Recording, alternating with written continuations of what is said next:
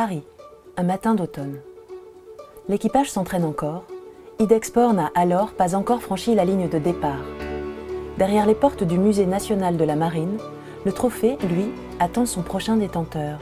Le trophée Jules Verne, c'est une œuvre d'art d'un artiste américain qui s'appelle Tom Shannon, qui a la particularité de faire des œuvres qui flottent sur un champ magnétique. Ce trophée Jules Verne est tout à fait symbolique. C'est comme une carène de bateau qui flotte au-dessus de ce fameux champ magnétique, qui a comme un mouillage à l'avant avec une pince qui le maintient en fait. Alors, symboliquement, il raconte le rapport de l'être par rapport au monde. Le trophée n'appartient pas au Musée national de la Marine. C'est un dépôt du Fonds national d'art contemporain, une œuvre confiée au musée par la volonté de Titouan Lamazou et Florence Artaud.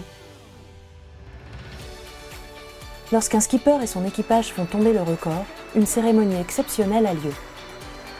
Elle est très émouvante parce que le directeur du musée de la Marine donne le trophée aux anciens vainqueurs qui vont l'amener devant le nouvel équipage et le skipper qui viennent de battre encore ce record.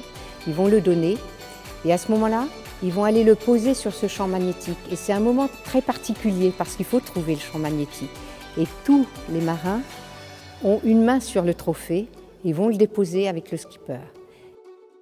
L'assistance retient son souffle. C'est un moment d'émotion.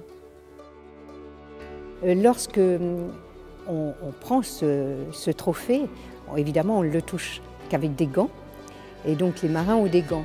Normalement c'est des gants blancs. Mais Peter Blake et Robin Don Johnson et leur équipage avaient imaginé autre chose.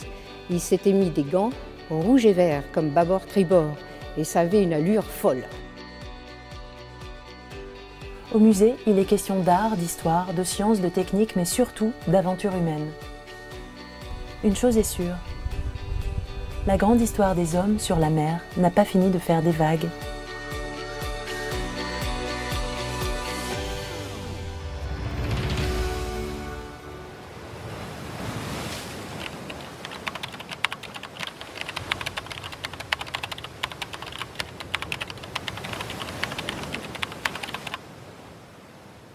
Le carburant, c'est les muscles, hein.